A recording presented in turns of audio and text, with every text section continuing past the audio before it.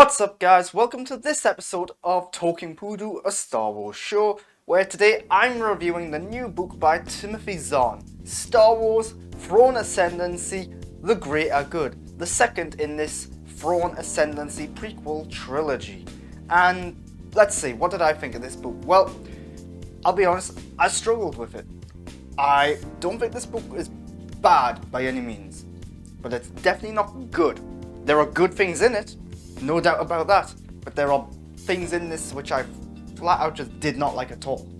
So it's very middling for me in that I liked some of this book, I hated other bits of this book, and a lot of the book I just thought was a little boring, to be honest.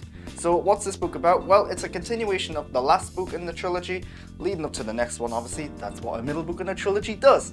Here we have Thrawn finishing off what he was doing in the last book, hunting down pirates, trying to clear up the area, and he's given a new task, which is to investigate this planet. Otherwise, the alien race from this planet is threatening to kill themselves because they feel like there's no hope for their homeworld. It's a weird thing that this book really dives into at times, and it's really interesting. It's probably the most compelling part of this book, that whole little story there. Meanwhile, there's another story going on, involving an alien known as Haplif working for another alien known as Jixtus. I say alien, we don't know what Jixtus is, to be honest. We assume he's alien, we assume he's Agbai, but he could just be Palpatine in disguise. I don't know. But anyway, these bad guys have their own storyline running through this book, where they're trying to trick and maneuver their way into the Chiss hierarchy, the Ascendancy, and cause a civil war, essentially. So those are the two storylines. And I've already touched on it. The Thrawn storyline is the most interesting part of this. Whenever the book focuses on Thrawn, shows us him in battle and all these little battles that play out like puzzle pieces, where most of the time, because we're seeing it from other people's points of view, we don't actually know what the hell's going on. It seems like Thrawn's doing things that are wild and crazy, and then it slowly starts to come together what his plan is and what he's actually thinking and what his prediction was, and it's really cool to see it unfold like that, and it happens multiple times throughout this book.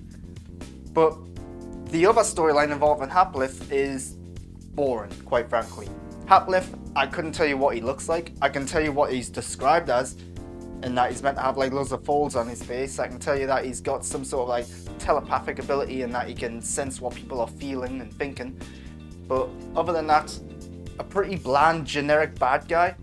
And it's not until towards the end that you actually start to get a sense that actually he's doing this for reasons beyond just being a bad guy. But it's just touched upon a little too late that it doesn't make me care enough about him and his journey and quest.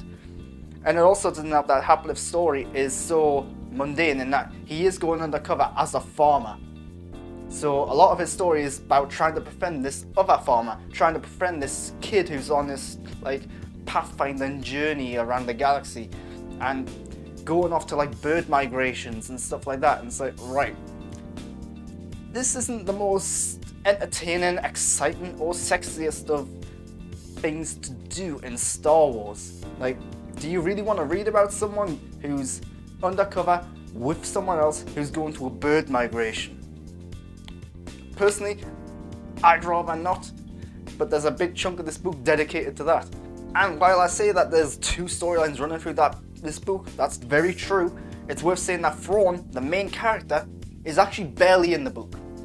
I think you can easily sum it up as you've got Haplif's storyline, which focuses on Haplif and the characters around Haplif, and you've got Thrawn's storyline, which focuses on Thrawn and characters like Lakinda and Aralani. But most of the book is told from Haplif's point of view. Haplif is very much more like the main character. His story is the more dominant one. I would say the first third of the book is about Thrawn and continuing things from the last book. Then Haplif's story really takes over, and it takes a long time again before you see Thrawn and find out what Thrawn's up to. And then the final third of the book, things start to come together again. And that leads to another point in that it takes far too long for the various threads and storylines to actually converge.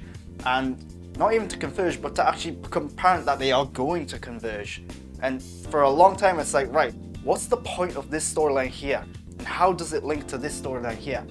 I do think towards the ending is actually quite entertaining. It is really interesting and cool to see how they converge together. But it just takes for ages to get there. And another thing for Haplif's storyline is that, while I said earlier that it's about trying to cause a Chiss civil war, that's something that's actually revealed towards the end. So it's a bit of a spoiler that that's what his plan is.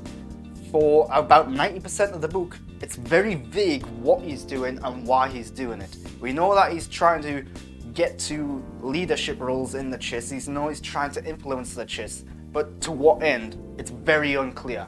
It's very vague, and a lot of the stuff is him just trying to manipulate and trick people. And while in a certain way that's pretty cool and interesting to see, oh yeah, I see how he's tricked that person, I see how he's tricked that farmer, but it's like, right, it's not huge stakes, and it's not until towards the back end of the book that we actually start to see how this is all coming together. So what this book does lead to is a civil war. I'm not going to say whether or not it goes to a civil war or whether or not they save the day and prevent the civil war or not, but it will be interesting to see in the final book if they're going to run with it, if they're going to actually hit the ground running, let's say, with what happens at the end of this book, and hopefully they do. It feels like a lot of this book just had a lack of momentum. It's the second book in the trilogy, and yet it still feels like it's just setting things up. So hopefully they do have a big payoff in the next one. Who knows, maybe they won't, I don't know. I hope they do. I will say that I think for the most part this is pretty well written. But again, for Star Wars, a lot of the characters, because of the limited word count and the limited amount of pages they can have, they are lacking in description in certain regards. Like I said, I can tell you what Haplif looks like based on the description, but I can't actually picture him in my head. There's a lot of characters in this book, a lot of characters with similar names, like I mentioned Lakinda, then there's Lakuviv, and then there's Lakro, and there's a lot of characters with a lot of similar names, and some of them barely get any description as to what they look like. It's really hard to point them apart, where at some point there's a character that's brought up that's got this one line of dialogue, and then it says, right, that character is a he. Then later on it's like, oh no, that character's actually she, I didn't realize that earlier on. It's like, right, there's a lot to keep track of and very little description to help you get through it. But also, just final thing I want to talk about the story as a whole is that the ending, while I think the ending was really quite good and exciting and interesting, how it all came together, how there was this big battle and all the puzzle pieces were coming together, I thought that it was also very abrupt. There's very little closure. It just seems to feel like, right, that's done, move on, that's it. And it's so much so that Thrawn, the main character of the book again, he is the main character by definition, he doesn't get any closure. We see him in the final battle, and then that's it. We see what happens to other characters, we see that what their final result is and what their position is going to be heading into the next book, but have no idea what happens to Thrawn, which is weird. Well, let's talk a bit more about the characters. Thrawn, of course, is the main character. Thrawn, in various Star Wars books, it's very apparent now that Thrawn is best seen from the point of view of other characters. There have been instances where we've seen things from Thrawn's point of view, and it often depicts him as more of like a Sherlock Holmes character. When you go into his point of view, it does feel like it's a little unoriginal in certain regards. So this book does the whole point of view characters of other characters. We see Thrawn always through the viewpoint of other characters like Thalius or Aralani or Lakinda. So it's always great trying to see them figure out just who Thrawn is, what Thrawn's up to, what's going through Thrawn's head. They can't figure it out. It's like a puzzle in itself. So that's always cool, that's always interesting. Especially because some people are baffled by him, some people just can't figure him out at all, some people admire him, and some people absolutely despise him. So it's really good to see it from these other point of views to really get a full rounded view of the character and what people think are his flaws, what people think are his positives. So in the last Thrawn book, one of the big things that I praised was the introduction of the characters of Thalius and Sherry. So Thalius and Sherry, two Chiss, one of which is a Pathfinder or a Skywalker, whose sole job is to navigate the ship through hyperspace. Thalius is her caregiver because Sherry and all of these Chiss Skywalkers are children, basically, and as they get older they lose that ability. I think these two characters are great. I love their dynamic, I love every time they're in there. I think they should actually be the main characters, and at times they kind of are. But compared to the first book in this trilogy, Their role in this one is much smaller. In fact, they only pop up here and there. And it's very much, oh, we need this character for this plot. We need this for this bit to make sense. We need them to do this.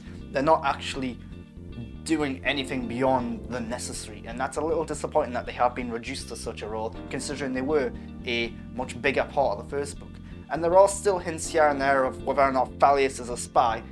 And I think that's going to come into play in the third book. I just hope that in the third book we do get a bit more from these characters, because I like them a lot.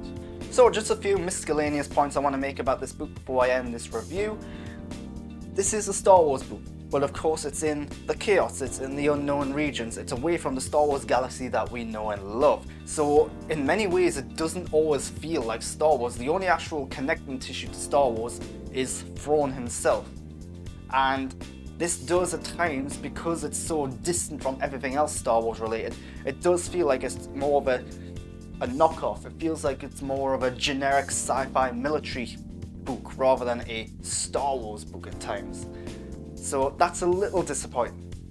And of course it's a prequel. It's a prequel to Thrawn's introduction, Star Wars Rebels, and some of the other Star Wars books. So the stakes in this don't feel big. The fact that we know that Thrawn and other characters like Aralani come out of this all right means that the stakes can't be too big. It means that we can't be in fear that they're going to lose a battle or risk their lives or whatever, because we know they survive, we know they get into the next part of the next book or whatever. So it's always a risk with prequels of having characters from the stories that follow up, because there's only so much you can actually do with them, and that happens in this book in that it's clearly setting up something big, but we know that at the end of the day the main characters are going to come out on top because they have to. And final thing, I mentioned this in my review of the last Thrawn book, is that I felt like there was a lot of Game of Thrones style politics going on in the background. That's still a thing here, but it has been toned down a bit. It's been toned down so much so that we only see these political characters pop up here and there to talk about their scheming ways, and at this point it also feels like it's a little underdeveloped. It feels like there's not a lot of meat on the bone here as it is. So that's a little disappointed that the whole political element in the background has been reduced a little bit here. But anyway, that's my review of Star Wars Thrawn Ascendancy, The Greater Good. A ridiculously long title that's hard to remember at times. It is okay. If you've read the first one, go on read this one, you might as well. It's not as good as the first one, I don't think, but I do think it is setting up some really interesting things for the potential final in this trilogy. Just be aware that it is a prequel though, so there's only so much it can do, there's only so many directions it can go in. We know what the result is going to be for the main characters, which is disappointing. But yeah, the book's alright.